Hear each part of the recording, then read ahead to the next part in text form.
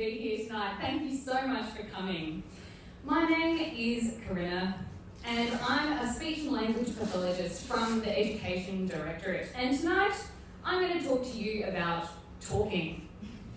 I thought we'd cover all of the classic topics of conversation. We'll do Canberra's weather, we'll do the Olympics, and we'll also do what's your favourite auxiliary verb?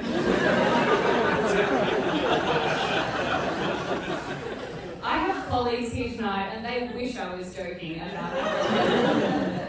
I moved to Canberra nearly 4 years ago from Adelaide, and you might have guessed from my posh South Australian accent and from my ridiculously long job title that I love language. I've loved language ever since I was 4 years old, and my family lived in the Netherlands and I learned to speak Dutch there. I mean, how can you not fall in love with a language that has words with 3 E's in a row, has literal translations including peanut cheese and squirt poop, and requires actual buckets of phlegm to say everyday words like duh, which is hello. When people find out I'm a speech pathologist, they often ask me what the funniest thing is that I've heard kids say. And luckily for you, I keep a list. So some of the classics include grasshopper, brocky flower, windmill screepers, do ants have a purpose? And most recently, a little boy telling his teacher that he couldn't start writing because his fingers might pass out. My sister is a midwife and she actually also keeps a list, but hers is of the most interesting baby names that she's seen. So if you're pregnant at the moment, can I recommend that you don't go for unexpected?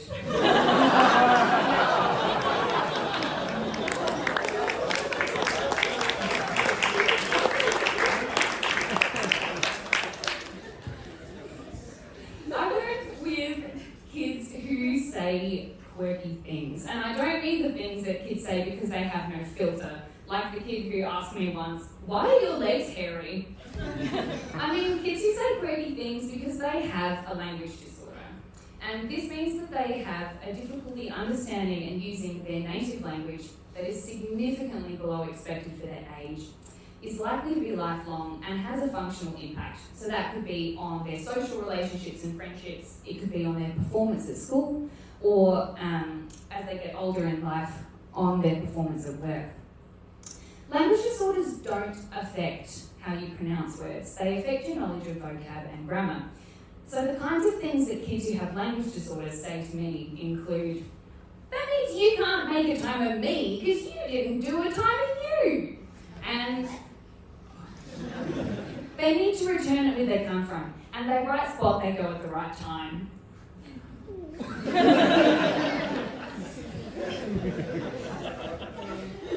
Language disorders are surprisingly common. They affect 1 in 15 people, which is actually more common than autism. So the chances are that there's probably about 11 people here tonight who have one. And if you didn't get why unexpected was an interesting choice for name, it might be you.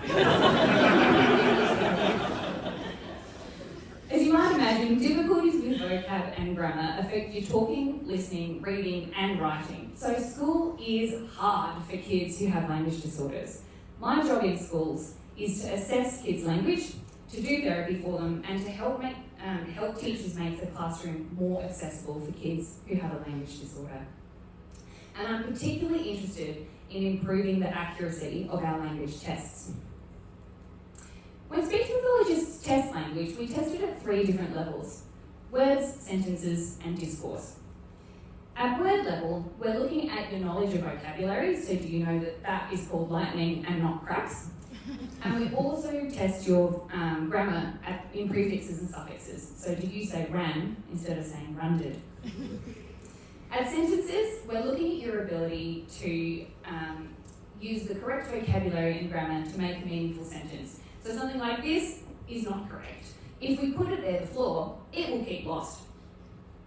At Discourse, we're looking at your ability to sequence multiple sentences together to make a coherent unit of text.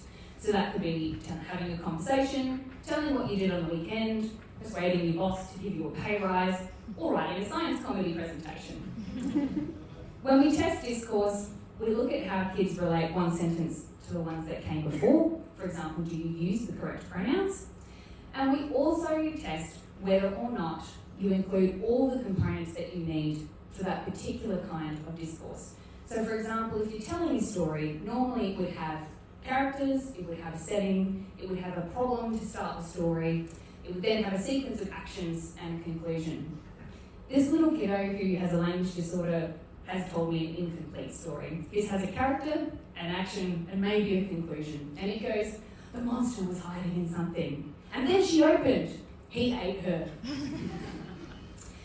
And when I said I'm interested in improving the accuracy of our tests, I'm interested in improving the accuracy of our tests of discourse. I'm interested in discourse for 3 reasons. Firstly, it's the most common way that we use language across the day. I can only really think of one example in a day when you just use single words to communicate, and it's if you're trying to avoid being interrogated by your mum.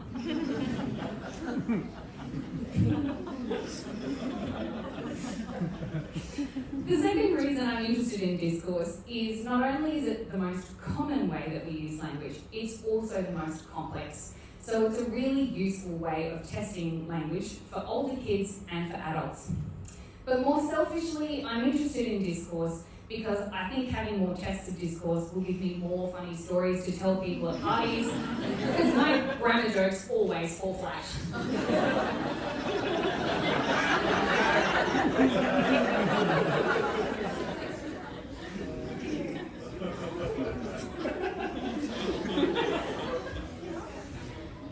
Now, our gold standard language test has 2 major flaws. The first one is that even though discourse is what we use every day when we're using language, words and sentences is what our gold standard language test tests.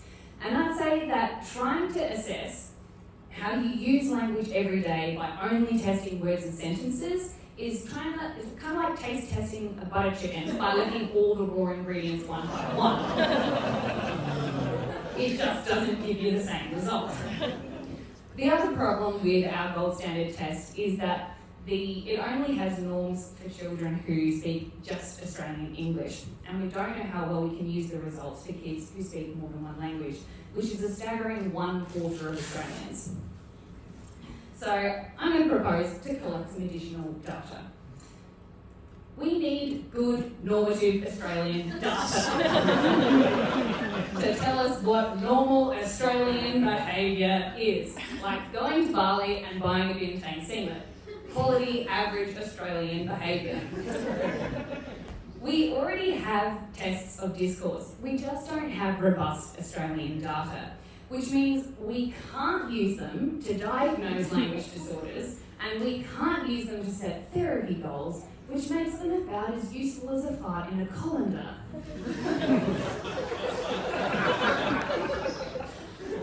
So I'm going to do some research to fill some of those gaps. I'm going to recruit 3 groups of kids in Years 4 and Year 6. There's going to be kids with average language skills who speak English only, kids with average language skills who speak English as an additional language, and there'll be kids who have disordered language who speak English only. And then once I've recruited all those kiddos, I'm going to stick them through a battery of assessments. Firstly, they'll do the gold standard language test so I can get a baseline of their skills. Then comes the discourse tests. I'm going to test their procedural language by asking them to explain their favourite game or sport to me. And then I'm going to test their narrative language by asking them to recount specific events from their life. Like, tell me a time that you were proud, or tell me about a time that you were annoyed. By doing this, I'm hoping to learn 3 things. Firstly, I'm going to establish a normative data set that will actually allow us to use these discourse tests to tell if students' performance is average or if it is disordered. Secondly, I'm going to compare the results of the average language skills children who are bilingual or not, so that we can figure out how confident we can be to apply the English-only test results and test norms for bilingual children. But finally, I'm hoping to establish how long work will pay me to listen to children tell me why their brothers and sisters suck. Which is the most common thing that they tell you when you ask them why they've been annoyed. But mostly though, I'm hoping that by collecting this data, when speech pathologists hear quirky things like, are you feeling happy or different happy? We have accurate tools to be able to tell if that's quirky and normal, or if it's quirky because it's a language disorder, in which case we can then give these kids the therapy that they need. Thank you very much.